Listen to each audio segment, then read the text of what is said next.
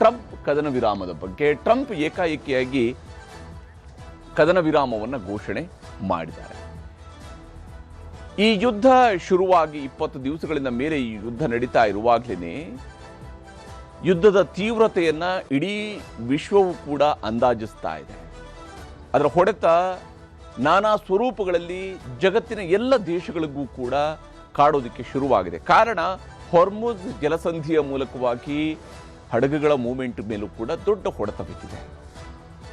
ಇಂಧನದ ದರ ಏರಿಕೆ ಆಗ್ತಾ ಇರುವಂಥದ್ದು, ತೈಲ ದರ ಏರಿಕೆ ಆಗ್ತಾ ಇರುವಂಥದ್ದು, ಕಚ್ಚಾ ತೈಲದ ದರ ವಿಪರೀತವಾಗಿ ಏರಿಕೆ ಆಗಿದೆ. ಟ್ರಂಪ್ ಇವತ್ತು ಯುದ್ಧ ವಿರಾಮವನ್ನ ಘೋಷಣೆ ಮಾಡ್ತಾ ಇದ್ದಂತೆಯೇ, ಅಂದರೆ ಜಗತ್ತು ಎಷ್ಟರ ಮಟ್ಟಿಗೆ ಈ ಯುದ್ಧ ವಿರಾಮಕ್ಕೆ ಕಾಯ್ತಾ ಇದೆ ಅನ್ನೋದಕ್ಕೆ ಇದೊಂದು ಬೆಸ್ಟ್ ಎಕ್ಸಾಂಪಲ್ ರೀತಿಯಲ್ಲಿ ನಮಗೆ ಗೋಚರಿಸ್ತಾ ಇರುವಂಥದ್ದು. ಟ್ರಂಪ್ ಯುದ್ಧ ವಿರಾಮವನ್ನ ಘೋಷಣೆ ಮಾಡ್ತಾ ಇದ್ದಂತೆ, 5 ದಿವಸಗಳ ಯುದ್ಧ ವಿರಾಮವನ್ನು ಘೋಷಣೆ ಮಾಡ್ತಾ ಇದ್ದಂತೆ ಕಚ್ಚಾ ತೈಲದ ಬೆಲೆ 10% ಇಳಿಕೆಯಾಗಿದೆ. ಏಕಾಏಕಿಯಾಗಿ 10% ಇಳಿಕೆಯಾಗಿದೆ. ಅಷ್ಟೇ ಅಲ್ಲದೆ ಅಮೆರಿಕದ ಶೇರ್ ಮಾರುಕಟ್ಟೆ ಏಕಾಏಕಿ 2%ಗಿಂತ ಮೇಲೆ ಇವತ್ತು ಓಪನ್ ಆಗುವಾಗ 2%ಗಿಂತ ಮೇಲೆ ಓಪನ್ ಆಗಿದೆ. ಅಂದರೆ ಅಷ್ಟರ ಮಟ್ಟಿಗೆ ಜಗತ್ತು ಈ ಒಂದು ಯುದ್ಧ ವಿರಾಮವನ್ನು ನಿರೀಕ್ಷೆ ಮಾಡ್ತೈತೆ. ಈ ಯುದ್ಧ ಸಾಕು ಅನ್ನುವಂಥ ಅಭಿಪ್ರಾಯವನ್ನು ಹೊಂದಿದೆ ಅನ್ನುವಂಥದ್ದಕ್ಕೆ ಇದೊಂದು ಸಣ್ಣ ಎಕ್ಸಾಂಪಲ್ ಆಗಿ ನಮ್ಮ ಕಣ್ಣ ಮುಂದಿರುವಂಥದ್ದು. ಹಾಗಾದರೆ ಟ್ರಂಪ್ ಏನು ಹೇಳಿದ್ದಾರೆ, ಇರಾನ್ ಹೇಗೆ ಪ್ರತಿಕ್ರಿಯಿಸಿದೆ ಅನ್ನೋದನ್ನು ಈ ವರದಿ ಮೂಲಕ ತೋರಿಸಿ.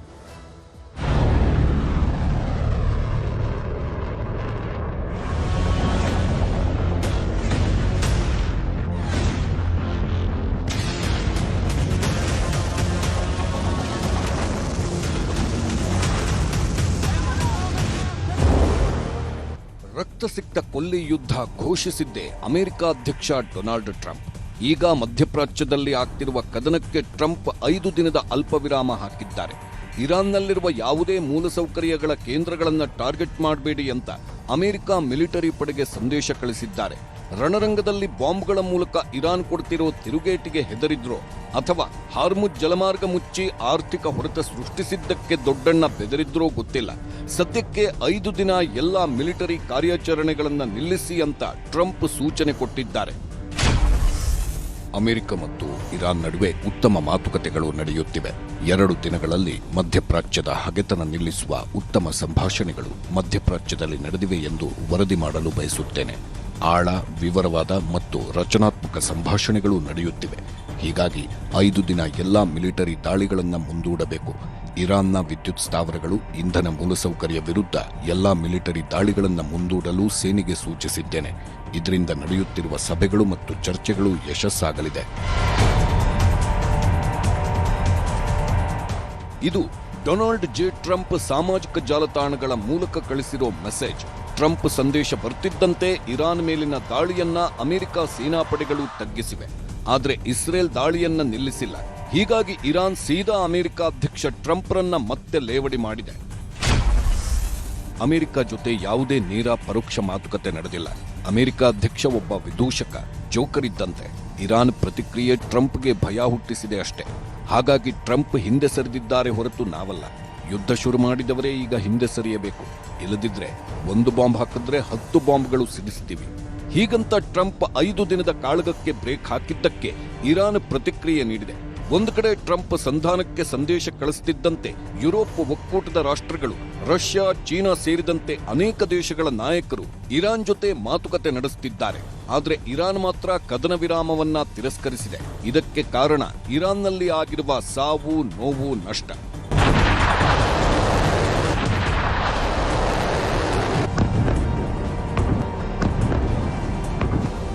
ಅಮೆರಿಕ ಇಸ್ರೇಲ್ ನಡೆಸಿದ 24 ದಿನದ ಈ ಘೋರ ಯುದ್ಧದಲ್ಲಿ ಇಲ್ಲಿವರೆಗೂ ಇರಾನ್ನಲ್ಲಿ 1500 ನಾಗರಿಕರ ಸಾವಾಗಿದೆ. ಇದರಲ್ಲಿ 204 ಮಕ್ಕಳು ಸತ್ತಿದ್ದಾರೆ. ಲೆಬನಾನ್ನಲ್ಲಿ 1000ಕ್ಕೂ ಹೆಚ್ಚು ಜನರ ಜೀವ ಹೋಗಿದೆ. ಇಸ್ರೇಲ್ನಲ್ಲೂ 106 ಜನ ಸತ್ತಿದ್ದಾರೆ. ಅಮೆರಿಕದ 13 ಸೈನಿಕರ ಸಾವಾಗಿದೆ. ಗಲ್ಫ್ ರಾಷ್ಟ್ರಗಳಲ್ಲಿ 4 ಭಾರತೀಯರು ಸೇರಿ 16 ಜನ ಸತ್ತಿದ್ದಾರೆ. ಹತ್ರ 11 ಲಕ್ಷ ಜನರನ್ನ ಸ್ಥಳಾಂತರಿಸಲಾಗಿದೆ. 80,000ಕ್ಕೂ ಹೆಚ್ಚು ಆಸ್ತಿಗಳು ನಾಶವಾಗಿದೆ. ಈ ನಷ್ಟವನ್ನೆಲ್ಲ ಅಮೆರಿಕ ತುಂಬಿಕೊಡಬೇಕಂತ ಇರಾನ್ ಎಚ್ಚರಿಸಿದೆ. ಜೊತೆಗೆ ಇಸ್ರೇಲ್ ಮೇಲಿನ ದಾಳಿಯನ್ನೂ ಮುಂದುವರಿಸಿದೆ. ಇದಕ್ಕೆ ಕಾರಣ ಇಸ್ರೇಲ್ ಇವತ್ತು ನಡೆಸಿದ ಕ್ಷಿಪಣಿ ದಾಳಿಗಳು.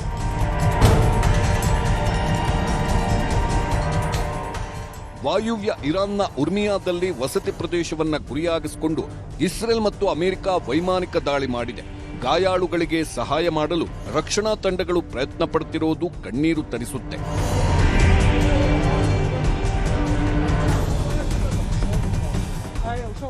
ದಕ್ಷಿಣ ಲೆಬನಾನ್ನಲ್ಲಿ ಏಕೈಕ ಸಂಪರ್ಕ ಕೊಂಡಿಯಾಗಿದ್ದ ಸೇತುವೆಯನ್ನ ಇಸ್ರೇಲ್ ಸರ್ವನಾಶ ಮಾಡಿದೆ. ನಾಗರಿಕರು ಓಡಾಡಲು ಆಗ್ತಿಲ್ಲ. ಆಂಬ್ಯುಲೆನ್ಸ್ಗಳು ಗಾಯಾಳುಗಳನ್ನ ಆಸ್ಪತ್ರೆಗಳಿಗೆ ಶಿಫ್ಟ್ ಮಾಡೋದಕ್ಕಾಗ್ತಿಲ್ಲ. ದಕ್ಷಿಣ ಲೆಬನಾನ್ಗೆ ಬರುವ ಟ್ರಕ್ಗಳು ವೈದ್ಯಕೀಯ ವಾಹನಗಳನ್ನು ಉಡಾಯಿಸಿದೆ. ಜೊತೆಗೆ ಆಹಾರ ಸರಬರಾಜುಗಳೂ ಆಗ್ತಿಲ್ಲ. ಇದು ಸಹಜವಾಗೇ ಇರಾನ್ ಸೇನೆಯನ್ನ ಕೆರಳಿಸಿದ್ದು ಇರಾನ್ ದಾಳಿಯನ್ನ ತೀವ್ರಗೊಳಿಸಿದೆ.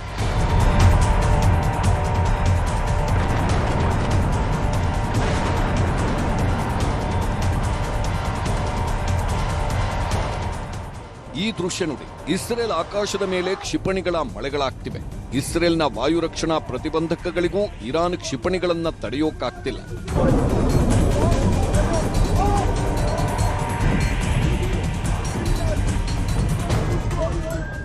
ಇದು ಇರಾನ್ ಸುಪ್ರೀಂ ನಾಯಕ ಮೊಜ್ತಬಾ ಖಮೇನಿ ಹಂಚಿಕೊಂಡಿರೋ ದಾಳಿ ದೃಶ್ಯಗಳು.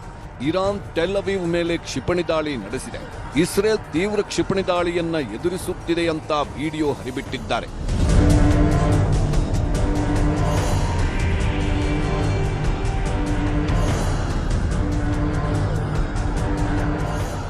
ಇಲ್ಲಿ ನೋಡಿ, ಇದು ಆರ್ಟಿಫಿಷಿಯಲ್ ಇಂಟೆಲಿಜೆನ್ಸ್ ವಿಡಿಯೋ ಅಲ್ಲ, ಇರಾನ್ ಆರ್ಮಿಯೇ ಹಂಚಿಕೊಂಡಿರೋ ವಿಡಿಯೋ. ಬರೀ 22 ಸೆಕೆಂಡ್ನಲ್ಲಿ 500 ಬಾಂಬ್ಗಳನ್ನ ಇಸ್ರೇಲ್ ಕಡೆ ಉಡಾಯಿಸಿದ್ದೀವಿ ಅಂತ ವಿಡಿಯೋ ಶೇರ್ ಮಾಡಿದೆ.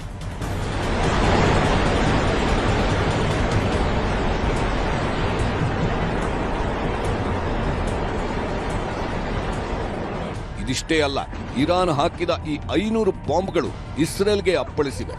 ಇಸ್ರೇಲ್ನ ಅನೇಕ ಹಿರಿಯ ನಾಯಕರು ಸಾವನ್ನಪ್ಪಿದ್ದಾರೆ ಅಂತ ಇರಾನ್ ಹೇಳಿಕೊಂಡಿದೆ.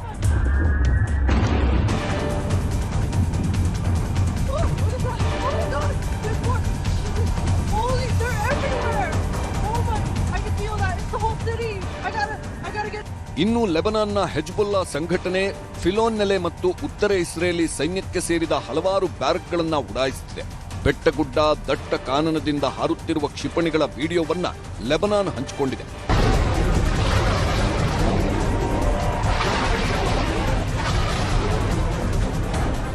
ಹೇಳ್ತಾ ಹೋದ್ರೆ ಸಾವು ನೋವು ನಷ್ಟಗಳಿಗೆ ಲೆಕ್ಕನೇ ಇಲ್ಲ. ಯುದ್ಧಕ್ಕೆ ಅಮೆರಿಕ ಅಧ್ಯಕ್ಷ 5 ದಿನಗಳ ಬ್ರೇಕ್ ಕೊಟ್ಟಿರಬಹುದು. ಆದ್ರೆ ಇರಾನ್ ಯುದ್ಧ ನಿಲ್ಲಿಸಿ ನಷ್ಟ ತುಂಬಿಕೊಟ್ರೆ ಸುಮ್ಮನಿರ್ತೀವಿ, ಇಲ್ಲದಿದ್ರೆ ನಮ್ಮ ದಾಳಿ ಇನ್ನೂ ಭೀಕರವಾಗಿರುತ್ತೆ ಅಂತ ಹೇಳಿದೆ. ಈಗ ಅಮೆರಿಕ ಅಧ್ಯಕ್ಷರೇ ಸೈಲೆಂಟ್ ಆಗ್ತಿರೋದ್ರಿಂದ ಯುದ್ಧ ನಿಲ್ಲುತ್ತಾ, ನಿಂತ್ರೂ ಇವತ್ತಿಗೆ ಎಲ್ಲವೂ ಕೊನೆಯಾಗುತ್ತಾ ಅನ್ನೋ ಕುತೂಹಲವು ಇಡೀ ವಿಶ್ವವನ್ನ ಕಾಡುತ್ತಿದೆ.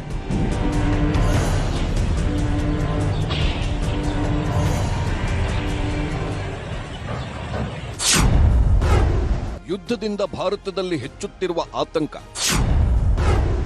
ಶೀಘ್ರವೇ ಯುದ್ಧ ನಿಲ್ಲದಿದ್ದರೆ ಬೆಲೆ ಏರಿಕೆಯ ಭೀತಿ, ತೈಲ ಗ್ಯಾಸ್ ರಸಗೊಬ್ಬರ ಆತಂಕ ಬೇಡ ಎಂದ ಮೋದಿ,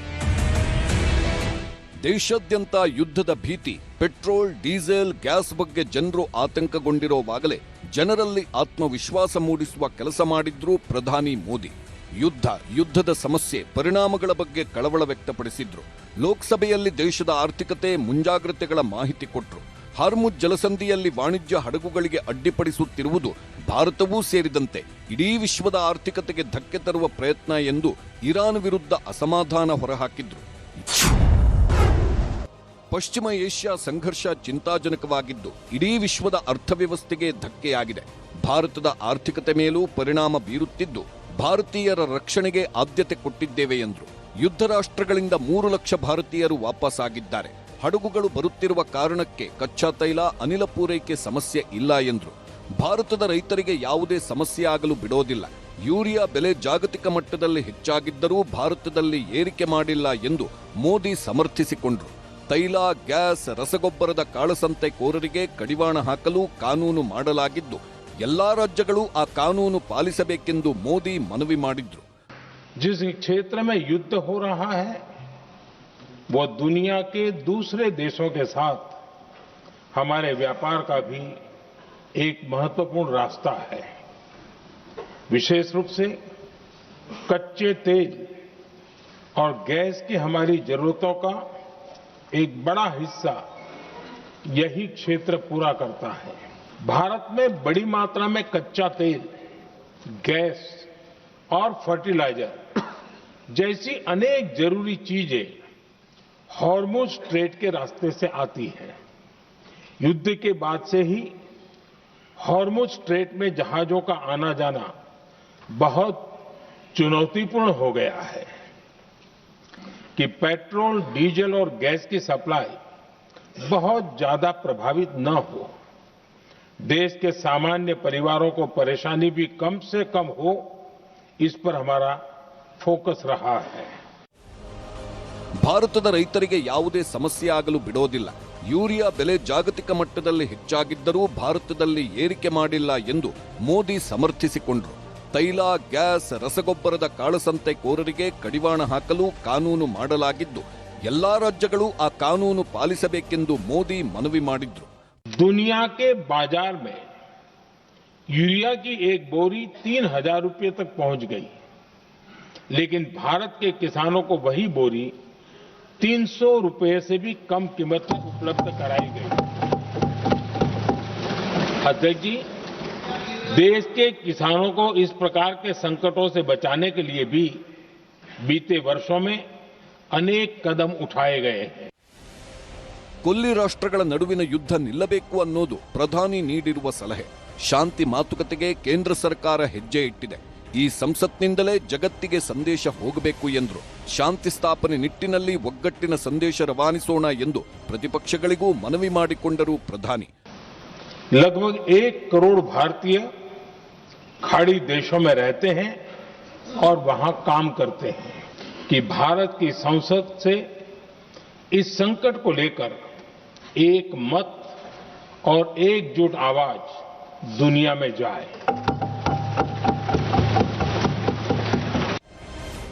ಕೋವಿಡ್ ದಿನಗಳ ಕರಾಳತೆಯನ್ನ ಪ್ರಧಾನಿ ಮೋದಿ ನೆನಪಿಸಿಕೊಂಡರು. ಕೋವಿಡ್ ದಿನಗಳಿಗಿಂತಲೂ ಭೀಕರ ದಿನಗಳು ಬರಲಿದ್ದು ಎಲ್ಲದಕ್ಕೂ ಸಜ್ಜಾಗಬೇಕಿದೆ ಎಂದರು. हम कोरोना के समय भी एकजुटता से ऐसी चुनौतियों का सामना कर चुके हैं। अब हमें फिर से उसी तरह तैयार रहने की आवश्यकता है। धीरज के साथ, संयम के साथ, शांत मन से हमें हर चुनौती का मुकाबला करना है और यही हमारी पहचान है, यही हमारी ताकत है। ಇದಲ್ಲದೆ ಪಿಎಂ ಕುಸುಮ್ ಯೋಜನೆಯಿಂದ ಸೌರಶಕ್ತಿ, ಕಲ್ಲಿದ್ದಲು ಬಳಸಿ ವಿದ್ಯುತ್ ತಯಾರಿಕೆ, ಕಿರು ಹೈಡ್ರೋ ಪವರ್ ಯೋಜನೆಗಳ ಮೂಲಕ ಪವರ್ ಕ್ಷೇತ್ರದಲ್ಲಿ ಭಾರತ ಆತ್ಮನಿರ್ಭರತೆ ಹೊಂದಿದೆ ಅಂದ್ರು. ಎಲ್ಪಿಜಿಗೂ ಸದ್ಯಕ್ಕೆ ಸಮಸ್ಯೆ ಆಗಲ್ಲ ಅಂದ್ರು ಮೋದಿ. एलपीजी के देश में ही उत्पादन को भी बढ़ाया जा रहा है। पेट्रोल, डीजल की सप्लाई पूरे देश में सुचारू रूप से होती रहे, इस पर भी लगातार काम किया गया है। अध्यक्ष जी, आज की इन परिस्थितियों में एनर्जी सिक्योरिटी को लेकर बीते 1 दशक में उठाए गए कदम और भी प्रासंगिक हो गए हैं। पहले क्रूड ऑयल, एलएनजी, एलपीजी ऐसी एनर्जी जरूरतों के लिए 27 देशों से इंपोर्ट किया जाता था। वहीं आज भारत 41 देशों से एनर्जी इंपोर्ट करता है। ಯುದ್ಧ ರಾಷ್ಟ್ರಗಳಲ್ಲಿ ಸಿಲುಕಿರುವ ಭಾರತದ ಉದ್ಯೋಗಿಗಳು, ಪ್ರವಾಸಿಗರಿಗೆ ಸಹಾಯವಾಣಿ ತೆರೆಯಲಾಗಿದೆ. ಭಾರತದಲ್ಲಿ 24/7 ಕಂಟ್ರೋಲ್ ರೂಮ್ ತೆರೆಯಲಾಗಿದೆ. ಸಚಿವರ ಸಮಿತಿ ಮೂಲಕ ಮಾನಿಟರ್ ಮಾಡಲಾಗ್ತಿದೆ. ಯುದ್ಧದ ಪರಿಣಾಮಗಳ ಕುರಿತು ಪ್ರತಿದಿನ ಮೀಟಿಂಗ್ ಆಗ್ತಿದ್ದು ಕೇಂದ್ರ ಸರ್ಕಾರ ಸಂಪೂರ್ಣ ಅಲರ್ಟ್ ಆಗಿದೆ. ಭಾರತೀಯರು ಆತಂಕ ಪಡಬೇಕಾಗಿಲ್ಲ ಎಂದು ಮೋದಿ ಅಭಯ ನೀಡಿದ್ರು. Bureau report, news 18. ಹೀಗೆ ಯುದ್ಧಕ್ಕೆ ತಾತ್ಕಾಲಿಕ ಬ್ರೇಕ್ ಹಾಕಿರುವಂಥದ್ದು ನಿಜಕ್ಕೂ ಜಗತ್ತು ಬಯಸ್ತಾ ಇರುವಂಥದ್ದು. ಇದು ತಾತ್ಕಾಲಿಕ ಬ್ರೇಕ್ ಆಗದಿರಲಿ, ಇದು ಶಾಶ್ವತ ಬ್ರೇಕ್ ಆಗಿರಲಿ. ಯಾಕಂದರೆ ಈ ಯುದ್ಧದಿಂದ ಆಗುವ ಪರಿಣಾಮಗಳು, ಈಗಾಗಲೇ ಆಗಿರುವ ಪರಿಣಾಮಗಳೇ ಭೀಕರವಾಗಿದ್ದಾವೆ. ಇದು ಇನ್ನಷ್ಟು ದಿವಸ ವಿಸ್ತರಿಸ್ತಾ ಹೋದರೆ ಮತ್ತಷ್ಟು ಕರಾಳ ಸ್ಥಿತಿಯನ್ನು ಎದುರಿಸಬೇಕಂತ ಅನಿವಾರ್ಯತೆ ಜಾಗತಿಕವಾಗಿ ಎದುರಾಗ್ಬೋದು. ಯಾಕಂದರೆ ಆಲ್ರೆಡಿ ಯಾವ ಸ್ವರೂಪದಲ್ಲಿ ಗ್ಯಾಸ್ ಸಿಲಿಂಡರ್ಗಳ ಪೂರೈಕೆಯಲ್ಲಿ ಆಗ್ತಾ ಇರುವಂಥ ವ್ಯತ್ಯಯನೇ ಎಷ್ಟು ದೊಡ್ಡ ಮಟ್ಟದ ಹೊಡೆತವನ್ನು ಕೊಡ್ತಾ ಇದೆ ಅಂತ ನಾವು ನೋಡ್ತಾ ಇದ್ದೀವಿ.